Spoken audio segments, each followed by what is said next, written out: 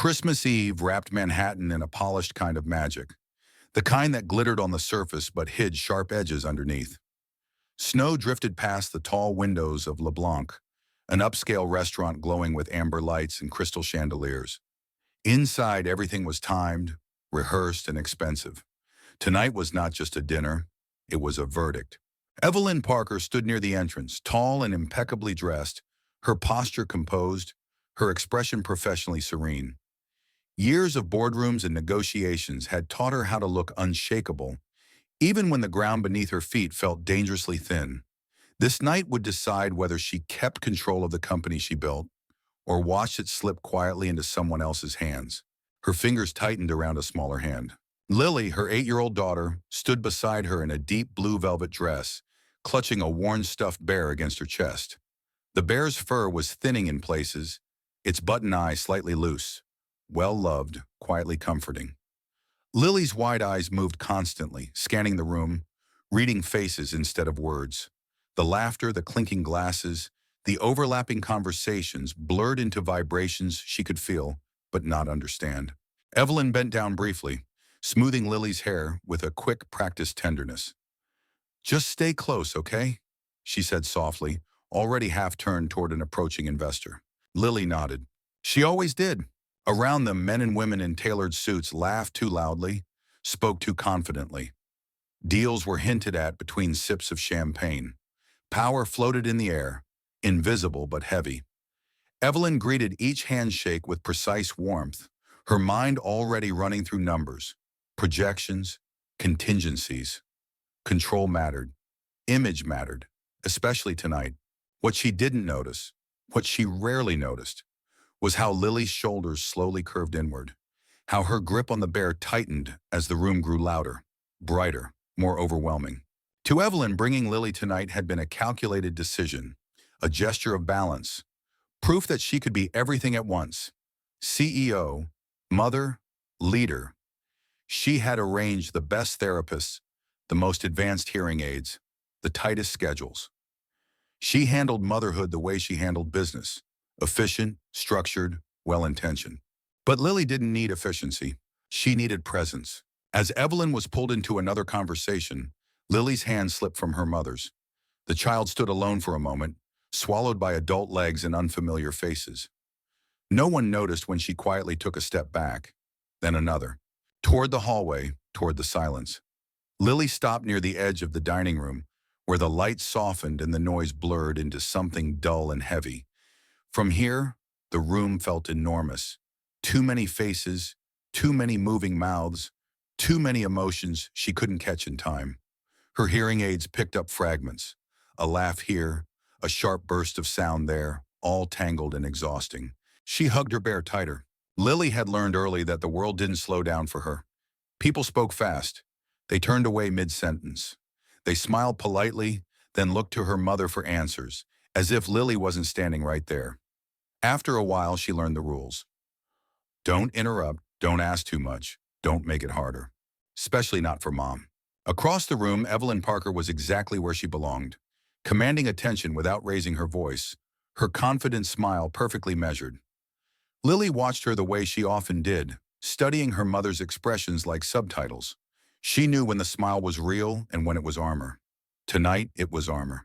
Every few minutes, Evelyn glanced toward Lily's seat, but her eyes never fully landed, not long enough to notice Lily's stiff posture or the way her foot tapped anxiously against the chair leg.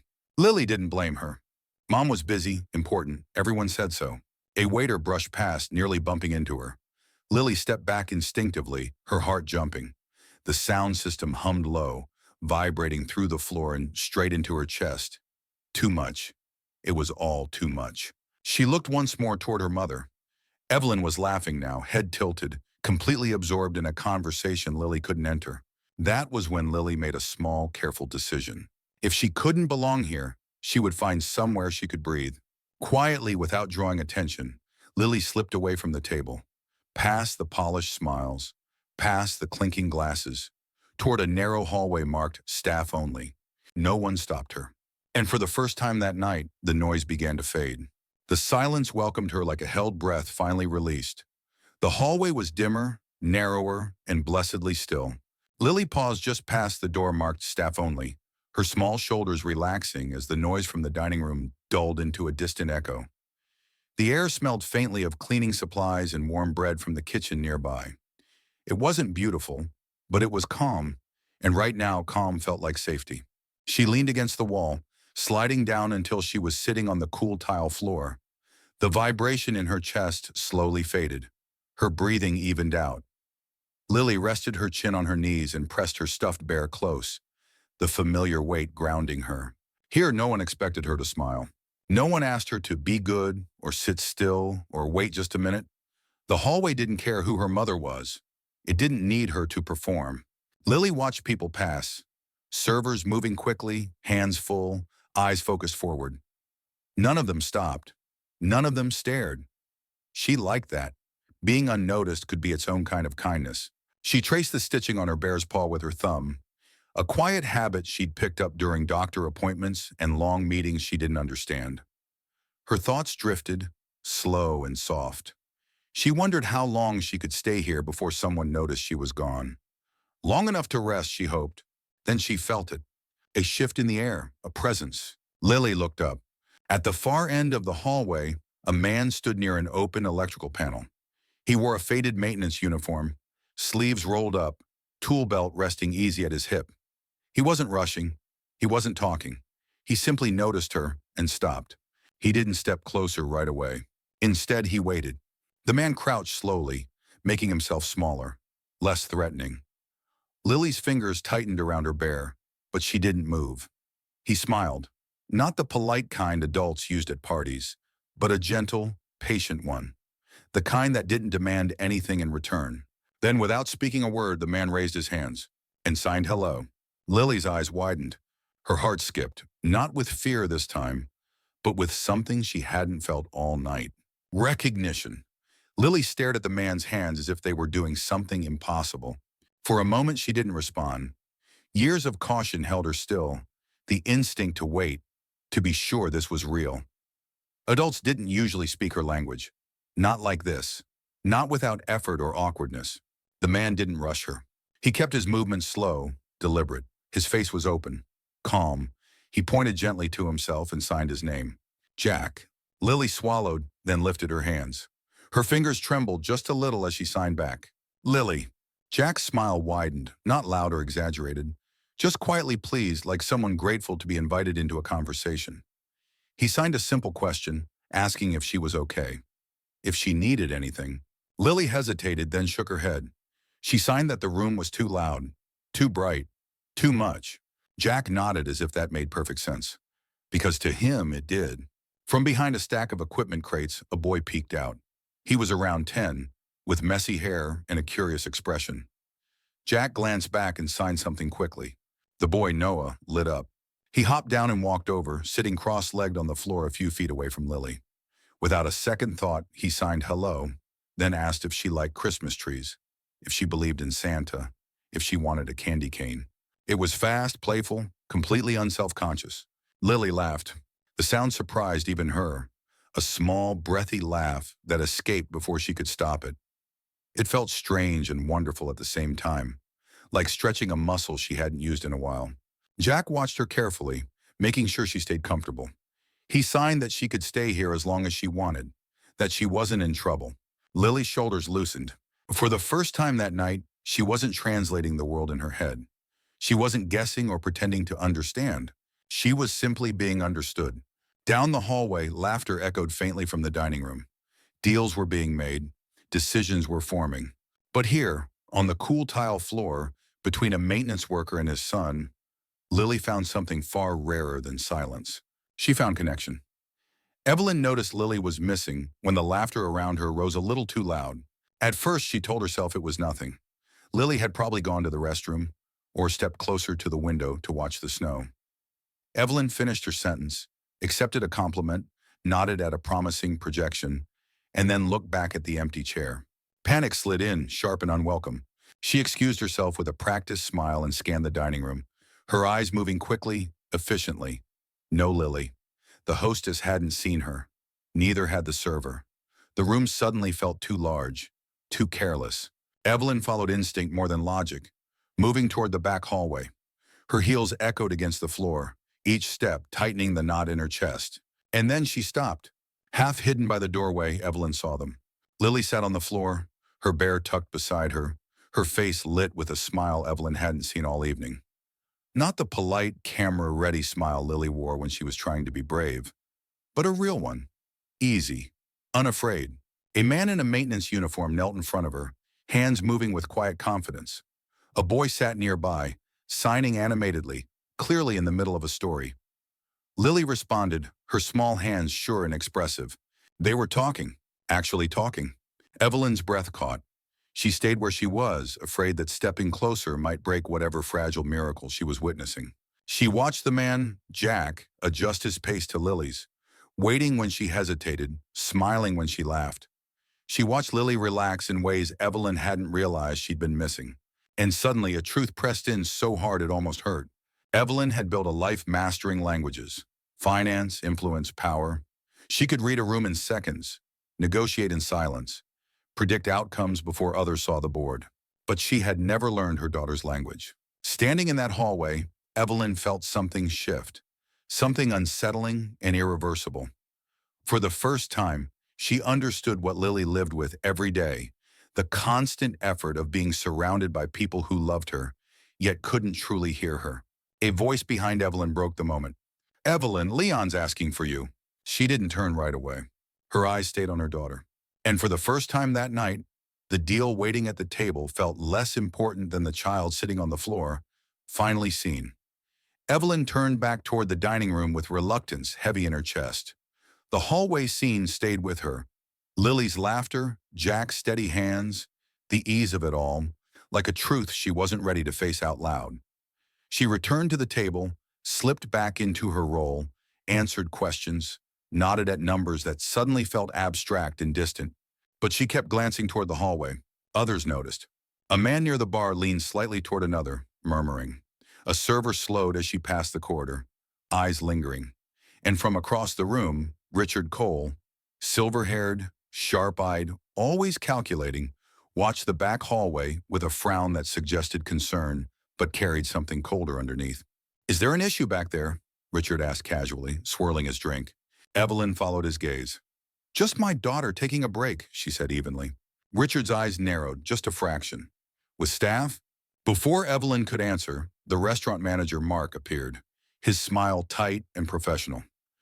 "We've had reports of a maintenance worker lingering in the service corridor. Everything all right?" Evelyn felt the question land wrong. "He's helping my daughter," she replied. She was overwhelmed. Mark hesitated. "I understand. Still, it's unusual. We have protocols." Unusual. The word stung more than it should have. Down the hallway, Lily sensed the shift before she saw it. Jack noticed too. He felt the subtle change in the air, the way kindness, once seen, could quickly be reframed as a problem. He signed gently to Lily that everything was okay, that she wasn't in trouble. Noah scooted a little closer to his dad, suddenly quiet. Then the lights flickered. Just once, then again. A soft murmur rippled through the dining room as the background music stuttered and cut out. Conversations paused. Glasses froze midair. Lily flinched. The sudden electrical feedback surged straight into her hearing aids, sharp and painful. She pressed her hands to her ears, her breath catching. Jack was already on his feet. "Stay here," he signed, calm and firm, before turning toward the electrical panel. As Jack moved, Evelyn stood abruptly from the table. Something wasn't right. And for the first time that night, the threat wasn't coming from a boardroom or a balance sheet, but from the room itself. The lights flickered again, longer this time. A low hum rippled through the room, followed by a sharp screech from the speakers. Several guests winced. Lily cried out, the sound tearing from her chest as the feedback pierced straight through her hearing aids. She dropped her bear and covered her ears, panic flashing across her face. Evelyn was already moving, but Jack reached Lily first. He knelt in front of her, blocking the hallway traffic with his body, his movements steady and grounded. He signed quickly but gently. "I've got you. Breathe, it'll stop." Noah scooped up the bear and pressed it back into Lily's arms, his own face pale but focused. Around them, the dining room shifted from confusion to irritation. "What's going on? This is highly unprofessional. On a night like this?" Mark, the manager, hurried over, flanked by security. His eyes went straight to Jack. "You need to step away from the guest," Mark said sharply. "Now." Jack stood slowly, keeping his hands visible, his tone calm. "There's a wiring issue. Someone tampered with the panel. I can fix it." Richard Cole appeared at Mark's shoulder, his expression cool, almost satisfied. So the maintenance worker admits something's wrong with the system. The implication landed hard. Security moved closer. Noah's hand slipped into his father's, gripping tight. Evelyn stepped forward. "He's helping my daughter," she said louder than she meant to. "And he's right. Something's wrong." Mark hesitated. "We'll handle it." "You already haven't," Evelyn snapped back. Jack glanced at the electrical panel again, then at Lily, who was trembling despite her brave attempt to stay still. He made a decision. "Give me 2 minutes," Jack said. "If I'm wrong, I'll leave." The room held its breath. Mark looked to Richard. Richard shrugged slightly as if granting permission. "Fine, but this stops now." Jack moved fast, tools flashing in practiced hands. He opened the panel and froze. This wasn't wear and tear. Wires had been loosened deliberately, just enough to fail under load. Jack's jaw tightened. Someone hadn't made a mistake. Someone had planned this. And suddenly Jack knew exactly why all eyes had turned to him. Jack worked fast, but his mind worked faster. He resecured the loosened wires, replaced a damaged fuse, and isolated the feedback loop feeding the sound system. Within moments, the hum softened. The lights steadied. Music returned, low and cautious, like the room itself was unsure whether it was safe to breathe again. A few guests applauded lightly. Relief rippled through the dining room. But it didn't last. Before Jack could step away from the panel, Mark's radio crackled. His expression tightened as he listened, then turned sharply toward Evelyn. "We have another issue," he said. "A USB drive containing presentation data is missing from the VIP table." The room shifted again, this time not with confusion, but suspicion. Eyes moved, whispers spread. Richard Cole's gaze slid toward Jack, slow and deliberate. "That's concerning," he said calmly, "especially given who's been accessing restricted areas tonight." The silence that followed was heavy and unmistakable. Security stepped closer. "Sir," one of them said to Jack, "we're going to need to check your equipment bag." Noah stiffened. "Dad!" Jack placed a hand on his son's shoulder, steady but tense. "It's okay," he said, though his voice lacked its earlier ease. He'd lived long enough to recognize this moment, the one where truth mattered less than appearances. Across the room, Lily watched everything unfold. She didn't understand every word, but she understood the feeling. The way people's faces had changed. The way Jack's kindness was being rewritten into something suspicious. Her breathing quickened. Evelyn felt it too. The shift, the injustice snapping into focus. She saw how easily the room accepted a narrative that fit their expectations. Maintenance worker, back hallway, technical failure, easy math. "This is ridiculous," Evelyn said, standing. "He just fixed your system." Richard didn't raise his voice. He didn't have to. "Of course, and that doesn't mean we shouldn't be careful." Security reached for Jack's bag. Noah stepped in front of his father without thinking, his hands shaking, but his stance firm. "Please," he said. "My dad didn't do anything." Lily stood up. Her bear slipped from her arms and landed softly on the floor. And in that moment, small, quiet, and trembling, she decided she wouldn't stay invisible anymore. Lily stepped forward slowly, her legs unsteady but determined. The room didn't notice her at first. Adults were too busy watching the security guard, the bag, the quiet drama unfolding in a language Lily didn't hear but could feel. Then someone saw her. A ripple of attention followed. Lily stood in the open space between the tables, her small frame swallowed by chandeliers and tailored suits. She took a breath, the way Jack had shown her, and lifted her hands. She signed. Her movements were clear, careful, honest. "He helped me. He fixed the noise. He was kind." The words flowed from her hands with a certainty that didn't ask permission. Most of the room didn't understand a single sign, but they understood the discomfort. Whispers swelled. People shifted in their seats. Some looked away, unsure how to respond to a child speaking in a language they didn't share. Evelyn's heart pounded. She knelt beside her daughter without thinking, the polished edge of her composure cracking. Her hands rose, awkward, untrained, but trying. "I'm sorry," Evelyn signed slowly, clumsily. "I should have learned." Lily looked at her, surprised. Then she corrected her mother's hand position gently, patiently. The smallest smile touched her face. The moment felt suspended in time. Richard scoffed softly. Evelyn, this is turning into a scene. Evelyn stood. No, she said, her voice steady but changed. This is the truth. She faced the room, the investors, the board. My daughter is not a liability, and this man is not a suspect. He's the reason this dinner is still happening. Security hesitated. Noah looked at Lily like she'd just performed a miracle. Jack swallowed hard, emotion tightening his throat. Evelyn turned back to her daughter. Lily reached out and placed her stuffed bear into her mother's hands. A simple, powerful gesture of trust. Evelyn closed her fingers around it.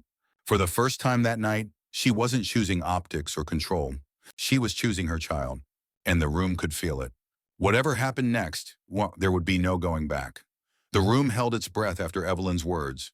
For a brief moment, no one moved. Not security, not the investors, not Richard Cole, whose expression had hardened into something unreadable. The narrative he had been guiding all night, quietly, carefully, was slipping from his control.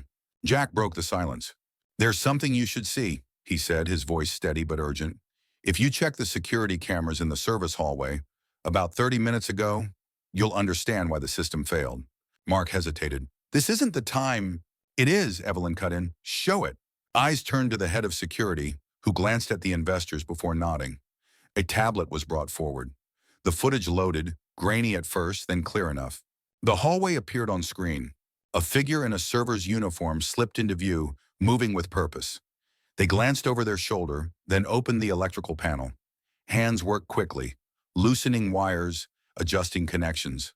Not clumsy, intentional. A murmur spread through the room. The footage jumped forward.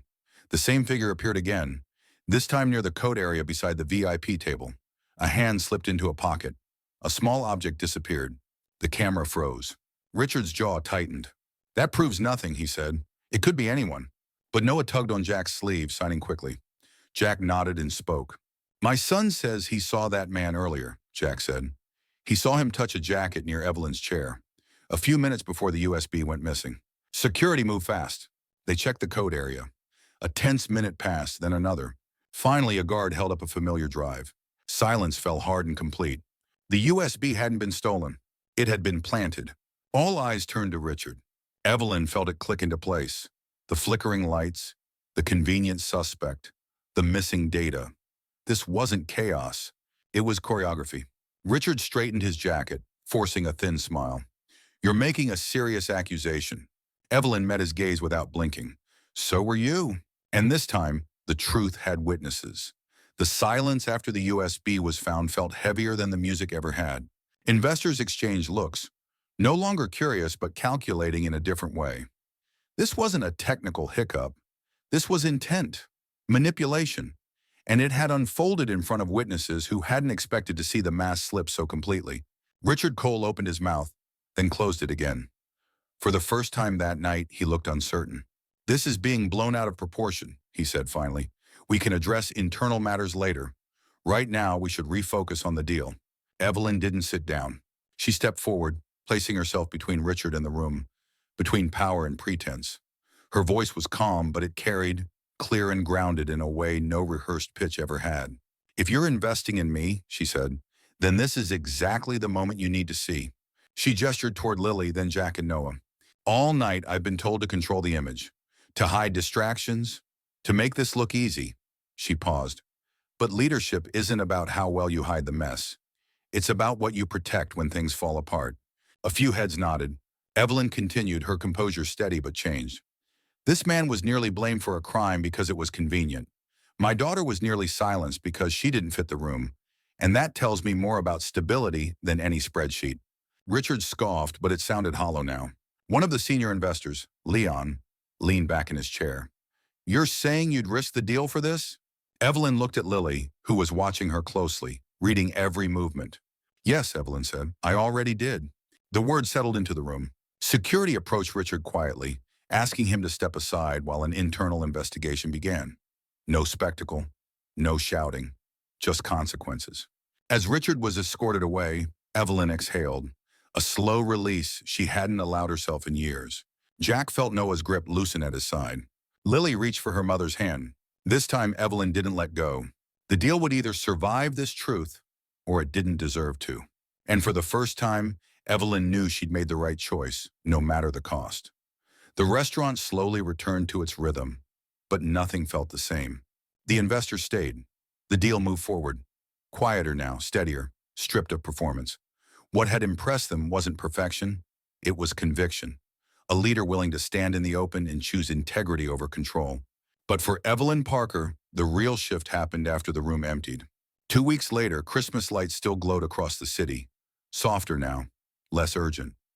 Snow clung to the sidewalks outside Evelyn's townhouse, where the atmosphere was nothing like the polished halls of LeBlanc. No suits, no schedules, just warmth. A small tree stood by the window, decorated with a mix of elegant ornaments and handmade paper snowflakes. Lily sat on the floor with Noah, laughing as they tried to teach each other new signs. Jack watched from the couch, relaxed in a way he rarely allowed himself to be. Evelyn sat beside her daughter, hands raised, practicing. Her signing wasn't perfect. It was hesitant, awkward, sometimes backwards. Lily corrected her gently, her patience quiet and generous. When Evelyn got a sign right, Lily's smile made it feel like a victory greater than any deal she'd ever closed. I should have learned sooner, Evelyn signed slowly. Lily considered her, then signed back. You're learning now. That night, Evelyn made changes that didn't make headlines. She enrolled in real sign language classes. Not crash courses, not checklists. She practiced every morning before work, every night before bed. She hired Jack as an accessibility consultant, not out of gratitude, but respect. And she restructured meetings so no one else would ever feel invisible in a room built for power. But the most important change was simpler. Evelyn learned how to be present, not just physically, but fully. One evening, as they sat together on the couch, Lily rested her head against her mother's shoulder. Her stuffed bear lay between them, finally at ease. Evelyn signed something she had practiced over and over. I see you. Lily smiled, her eyes drifting close. Outside, the city hummed. Inside, everything was quiet in the best way. And maybe that's the question this story leaves us with. How many times have we been standing right next to someone we love, without truly hearing them? And what would happen if we chose to learn their language instead of asking them to fit into ours? If this story moved you, if it made you think about family, kindness, or the quiet ways people ask to be seen, subscribe to the channel and turn on notifications for more stories that remind us what really matters. Because sometimes the most powerful voice in the room is the one we almost didn't notice.